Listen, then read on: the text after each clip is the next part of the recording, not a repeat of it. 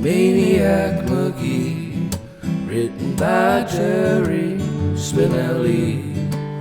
We know the character's real name is Jeffrey, but now he's Maniac Magee. Maniac Magee. He's Maniac Magee. Maniac Magee. Maniac Magee. Oh, hello, good morning. Pardon me, I got taken away. The spirit of music. And Maniac Magee.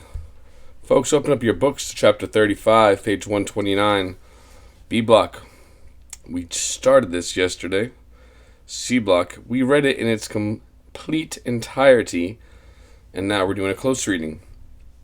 If you notice up on the board, by the objectives, today we're going to talk about theme and the details an author uses to highlight or to show or to emphasize that theme. And remember, we've talked about this before, but theme is simply another way of saying the main message or the big idea. I know you guys have heard it that way. In Maniac Magee, because it's a novel, there's a bunch of big ideas.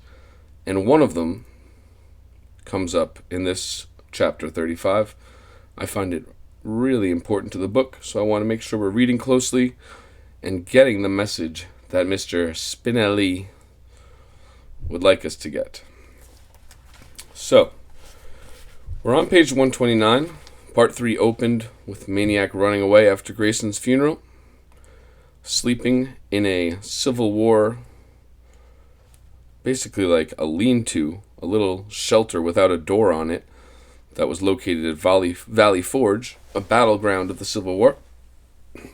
He found 2 young boys there. He tricked them into going to town for the promise of free pizza. And at the end of chapter 34, we find out those 2 children are John McNabb, the pitcher, who despises Maniac, John McNabb's little brothers.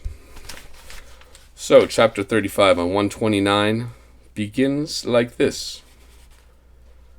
It took a while for everything to get straightened out. First, Giant John had to be convinced that Maniac was not kidnapping his brothers. Then, the brothers had to do some more trembling and clinging while John finished lambasting them for running away, which apparently they did about every other week. Then, when the brothers found out that their pizza person was none other than the famous Maniac Magee, the very same one who had blasted their big brother's fastballs to smithereens and finished him off with a home run frog, well, it took a good 5 minutes of rolling on the sidewalk to get all the laughing out of their systems. Which, of course, got Giant John more than a little steamed, prompting Maniac, who didn't like seeing John disgraced before his little brothers, to say, "Yeah, but didn't John tell you what happened the next day?" And the brothers said, "No, what?" And Giant John said, "Huh?" And Maniac winked at John and crossed his fingers. "Sure, John, you remember." Wink, wink. "At the Little League field the next day, you said I was lucky that all you threw me was fastballs because you weren't ready to reveal your secret pitch, the one you'd been working on. Remember?" Wink. McNabb nodded dumbly. "And so I said, well, come on, I can hit anything, pitch it to me. And you pitched it, and I missed it by a mile. And you kept pitching it to me all day long, and I never hit a foul ball on it." "What was the pitch? What was the pitch?" chanted the urchins. "It was," Maniac paused for dramatic build-up, "the stop ball." "The stop ball?" "Yeah, and you should have seen it. It comes right up to the plate, looking all fat and easy to belt, and then, just when you take your swing," Maniac got into his batter's stance and demonstrated, "it sort of stops, and your bat just whiffs through the air." He whiffed at an imaginary stop ball. "Wow," said the brothers, gazing up at their big brother. And so, Maniac was invited to accompany the brothers McNabb to their home. Despite the cold, the door was wide open, and Maniac could smell the inside before he could see it. We're on page 131. We're at the top. Some of you will be taking on an assignment to draw a picture of what the McNabb's house looks like. You can choose to do just one room, the whole house. There's many descriptions coming up in the next 2 pages, so please take note. The first thing he did see was a yellow, short-haired mongrel looking innocently up at him while taking a leak in the middle of the living room floor. "Clean that up," John ordered Russell. "Clean that up," Russell ordered Piper. Piper just walked on by. After closing the front door, which was surprisingly heavy, Maniac found a stack of newspapers in a corner. He laid some over the puddle to soak in, then gave himself a tour of the downstairs. Maniac had seen some amazing things in his lifetime, but nothing as amazing as that house. From the smell of it, he knew this wasn't the first time an animal had relieved itself on the rugless floor. In fact, in another corner, he spotted a form of relief that could not be soaked up by newspapers. Cans and bottles lay all over, along with crusts, peelings, cores, scraps, rinds, wrappers, everything you would normally find in a garbage can. And everywhere there were raisins. As he walked through the dining room, something, an old tennis ball, hit him on top of the head and bounced away. He looked up into the laughing faces of Russell and Piper. The hole in the ceiling was so big, they both could have jumped through it at once.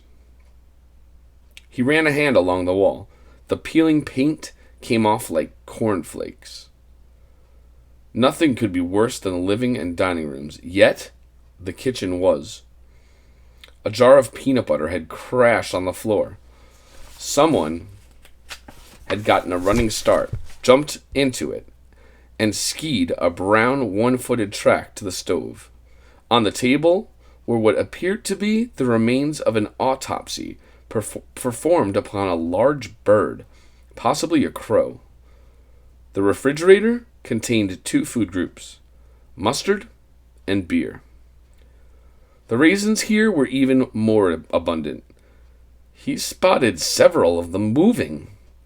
They weren't raisins. They were roaches. The front door opened, and seconds later, a man clomped into the kitchen.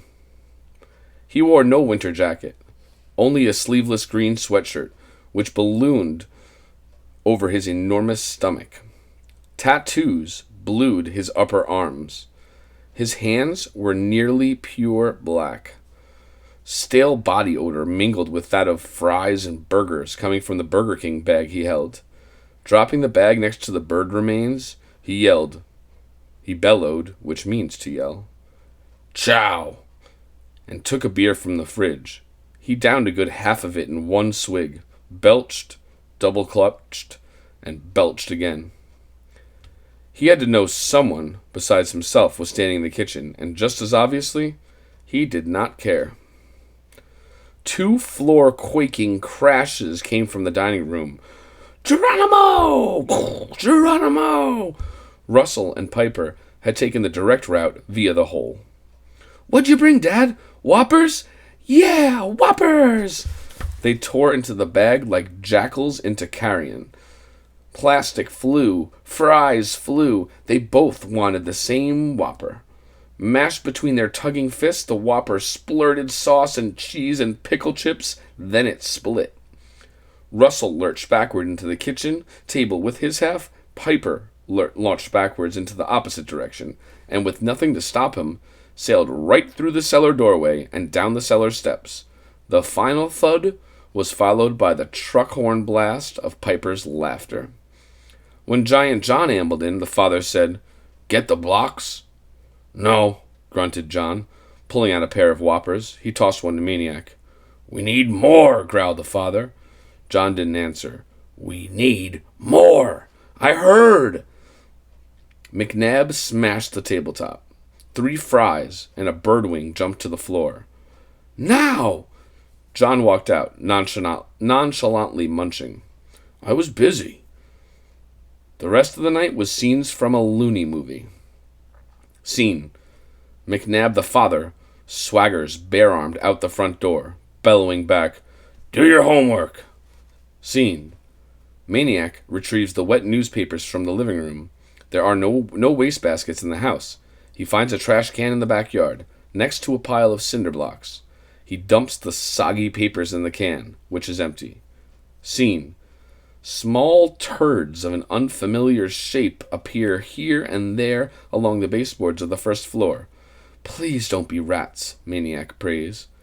Scene. The Cobras come in.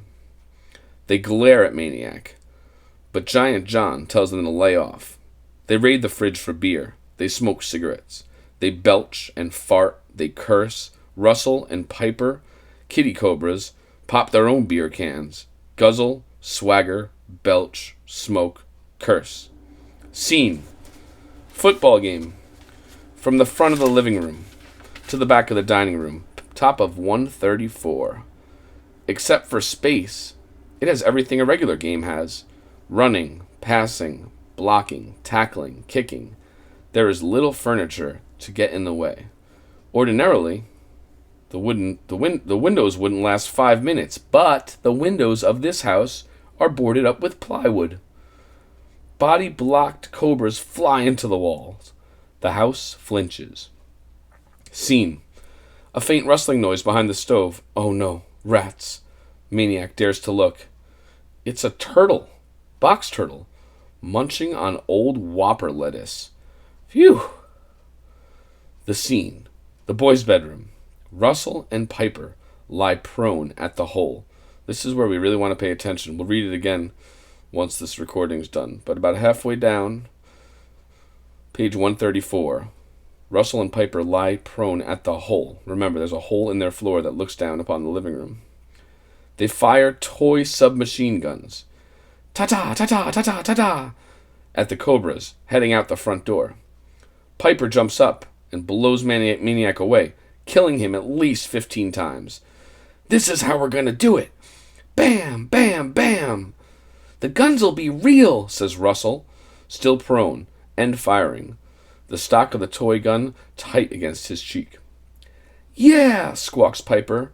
Real. He flops back to the ground, sprays the hole downstairs. Soon's they start coming in. Bam, bam, bam. Who? Says Maniac. The enemy, says Russell. Who's that? Says Maniac. Russell stops firing long enough to send Maniac a "Where have you been?" look. Who do you think? He sneers. He points the red barrel of the submachine gun towards the bedroom door, towards the east end, the heavy front door. Scene. Darkness. Silence. Sometimes, early morning, Maniac lies between the two brothers, on the bed. Do cockroaches climb bedposts? Unable to sleep, asking himself, what am I doing here? Remembering Hester and Lester on his lap, Grayson's hug, corn muffin in the toaster oven, thinking, who's the orphan here anyway?